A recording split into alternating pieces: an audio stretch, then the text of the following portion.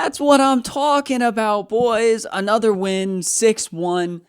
Some domination for the first time in a little while. Maybe finding some form, or at least finding goals leading up to El Clásico, getting those important 3 points in the Champions League group stage, or whatever you call this now. That's big. I'm happy with that. And there's a lot to talk on today because it wasn't a perfect game if you guys missed it. A lot happened, but especially in the first half, it wasn't the most beautiful football, and the game had some controversy, had some issues overall, though I think it was probably how it was going to end up going anyway, if I'm going to be totally honest with you. But we're going to go through the whole game here to get a good picture of how it actually went, get a good understanding of maybe how this team is looking going towards El Clásico. I'm going to have a preview up in the next couple days of that match as well. But for now, we're going to talk about Barca's match against Olympiacos today. Starting off in the first half, it was a little bit chaotic here. I have the first half stats, or like the play-by-play here. Fermin Lopez scored a very, very solid goal, pretty good team goal between Pedri to Fermin and Lamine Yamal. They worked together well. They put in a good goal. They put a lot of pressure on the team and created. However, that came after giving up a pretty solid opportunity for Olympiacos due to a ball given away by Balde, passing it to Guarci, who didn't fully charge the ball. I don't think there was enough weight on it to begin with, but there were some chances and some issues there with the defense. And that's kind of the main story for Barcelona in the second half, or in the first half, besides the good they did. The 2 goals they scored for me and ended up scoring a very good goal again a little bit later on in the 39th minute. But it was not a perfect defensive setup in the way that I was thinking about it, how I would describe it during the game. And I think I came up with last season, the team played in this sort of organized chaos where we knew what they were going to do, how they were going to defend, how they were going to set up, and they would do that. Every single game, they would maintain that high line, and Inigo Martinez and Pau Cubarsí would be left a lot tracking back, trying to save their asses. Half the time it would be called offside, half the time they would have to save it, or the other half of the time it would be a goal. We knew that was going to happen, and this year it feels a little bit like they're not doing that nearly as much, where maybe in theory they're trying to, but it doesn't look that way. And I know they're trying to do something like it, but it just seems a little confused. Not only does it not look as decisive and sure-footed by any of them. Koundé gave away the pass a couple times. Balde, as I said, did it in like the first minute of the match, creating a chance for Olympiacos, and Pau Cubarsí and Eric Garcia were both giving the ball away a lot in the first half. Pau made a couple line-splitting passes that just didn't come together. And the reason I'm highlighting this, yes, we won 6-1 today. Yes, the second half changed everything, was because we're facing a much better team in Real Madrid tomorrow, or on Saturday, or Sunday. It's going to be a much harder game. They're probably going to finish their chances. They're going to create more. They're going to hold the ball more. And Barcelona need to organize that a little bit going into the match. And now, yes, it wasn't the Gala 11, though I think it was a strong lineup. The team looked a lot better when Frenkie de Jong came in, and his relationship with Pedri looked good. He also looks like he's getting better playing in that number 10, or at least that 8 that pushes forward and acts as kind of a holding man to bounce passes off of. He's getting better at that. But the team overall, it wasn't perfect in the first half. And I want to highlight something specifically here. You see in the 7th or the 23rd minute, Balde gets a yellow card right here. And that was for basically, I think it was Podence ran into him, and they were both running for a ball. Podence ran into him a little bit, and Balde's arm was up. It gets Podence with his elbow. It's definitely not a flying elbow. He doesn't throw it back at all. It feels like his arm's just up. Podence runs into it at the same time. He kind of moves it a little bit. It doesn't look that bad. Definitely there was a lot of force in it, but it was not intentional anyway. It wasn't dangerous play. Ref gave him a yellow card that early in the game for his first foul, kind of setting the tone for what would be fouls going forward. Then Pedri started getting knocked around. That's what those 2 other yellow cards in this first half are. And then, second half comes along. Barcelona make a mistake. Eric Garcia's arms is up. It's a penalty. His arm, he wasn't even jumping in the replay. He doesn't look like he's jumping. He's just kind of raising his arm, going into the air a little bit. And the ball very clearly hits him like here. I'm fine with it being, it's a pen, realistically. That's a bad work from him all around. Stupid. Didn't even jump in the air. It didn't even seem like he was throwing his arms up to help him jump. It was just bad. Bad work from him. Hopefully he doesn't do that again. Bad mistake led it to a pen that they scored a very good pen on. At that point, 2-1, and then Barcelona get bailed out a little bit, where Podence is a little hungry, ends up getting a yellow card in the 55th. And then Heze, who got a yellow card in the first half for fouling Pedri, ended up getting a second yellow. And the reason I highlighted Balde's for earlier was because it was a very similar tackle, except the fact that Castro is putting pressure on Heze, and Heze kind of runs away with the ball and looks like he might scrape Castro's face. He probably does, but it's soft as hell and ends up getting a yellow card for it because the ref had already set the precedent for that being a cardable offense. Now, second yellow cards are supposed to have more stringent response. Like in theory, they're supposed to be harder to get than the first yellow card because realistically, it leads to a major consequence. But the referee thought otherwise. I think it's really unfortunate for Heze. I think it's really unfortunate for Olympiacos because they were playing a difficult game.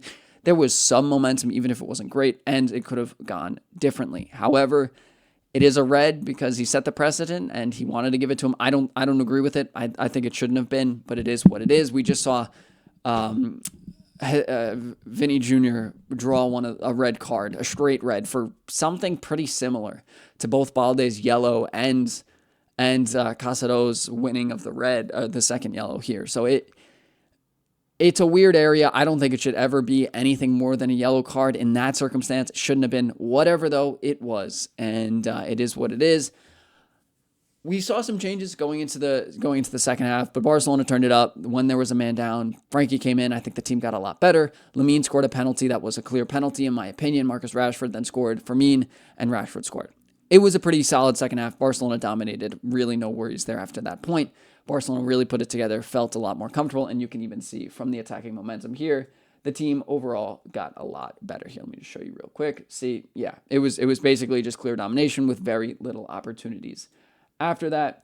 But let's do our ratings, right? Give us another solid idea of how each guy went, because it wasn't perfect, especially at the back line. Szczesny made one save very early on, then gave the ball away a lot with his passing, just really had trouble picking out guys. And obviously, he's a 36 or 30, however old he is, 34-year-old goalkeeper who's played a lot of football where he doesn't have to use his feet that much. He's on a team where they expect him to, and he can't come up to that. That's what we get from him.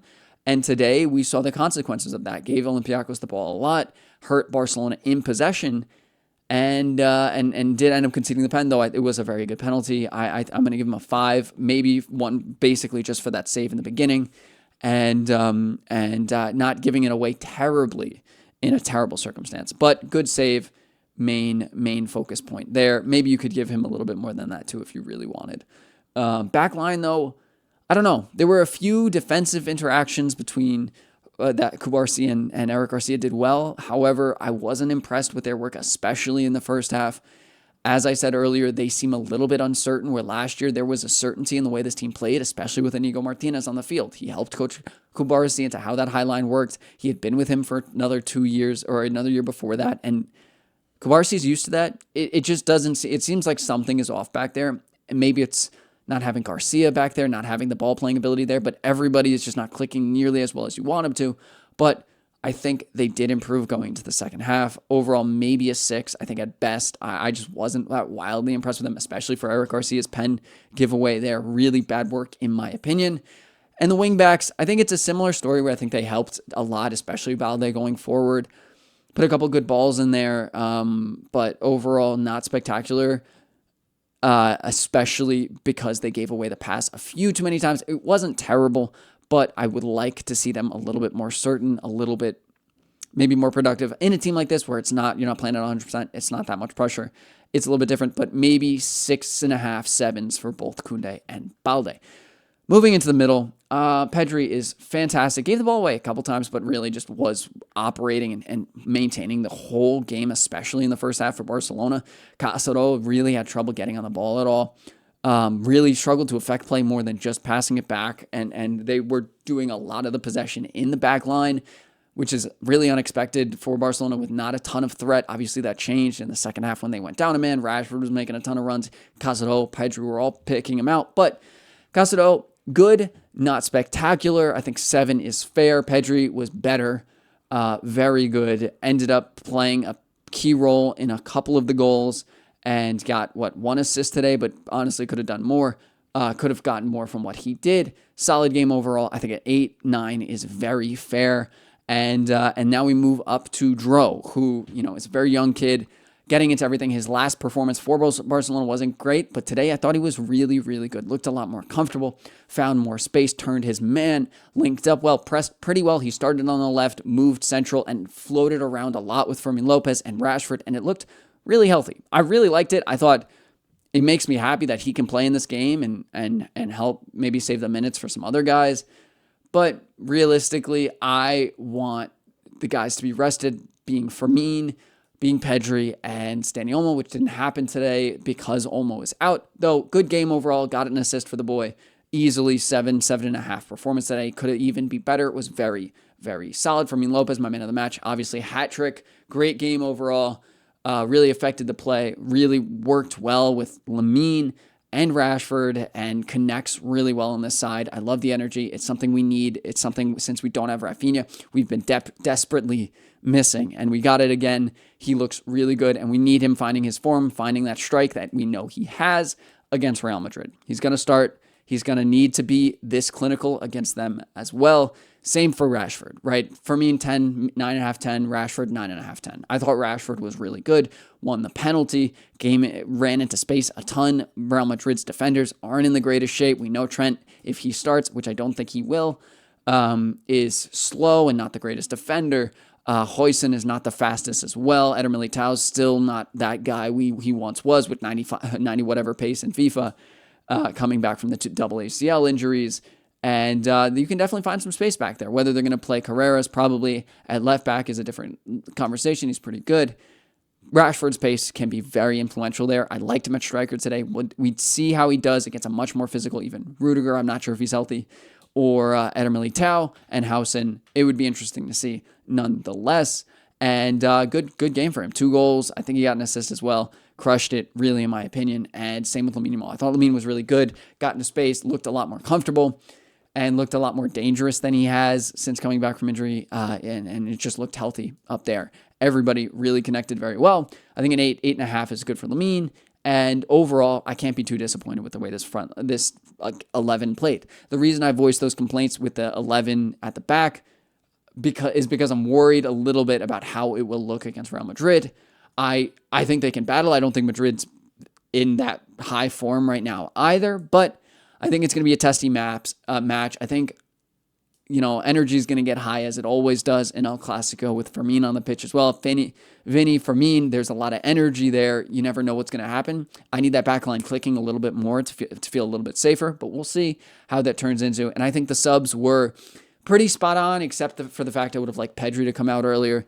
Realistically, we were up by a couple. I would have rather him gone off instead of maybe Koundé or Balde, but not the worst because Pedri ended up going off. I think Frankie was great. I think Martin looked really good. Araujo looked great as well. And Bardghji ended up getting an assist and beat his man pretty well with a little elastico. Looks pretty clean. And looks like he's getting more comfortable, putting better strikes on the ball and putting better passes in, looking dangerous, and that's what I want to see. I also really like the positions that Rashford as a striker can get into. It just seems like he's a little bit more able to get into dangerous spots than Lewandowski is, obviously because he's faster, more athletic, and just in a better spot in his career. Reminiscent of Rafinha in a way that I want to see Rafinha and Rashford play together. I would really be interested to see how that works, how they operate, if they can find a way to mesh their playing styles, maybe Ferran as well.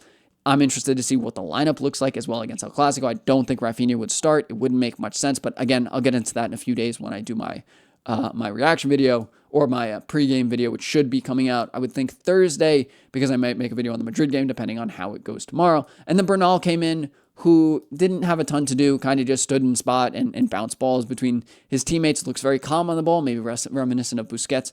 Obviously, size-wise, he does, but we got to see a little bit more from him before we make any judgments. Overall, boys, though, I'm really happy. I think it was a really comforting performance going into one of the most important matches of the season so far. It'll put us back into first place in La Liga if we win, and so we need him back. We need that, and especially after the PSG match, taking those points away in the Champions League 2 weeks ago. I needed it a little bit, boys. And as you can see, I'm losing my voice because I'm a little bit sick right now. But feeling better, getting more into it and everything. We will see how this game goes tomorrow for Madrid and watch a ton of football. Boys, enjoy, and I'll see you in the next one. Visca Barca. Let's go, baby. 3 points is 3 points. I'll see you guys all in the next one.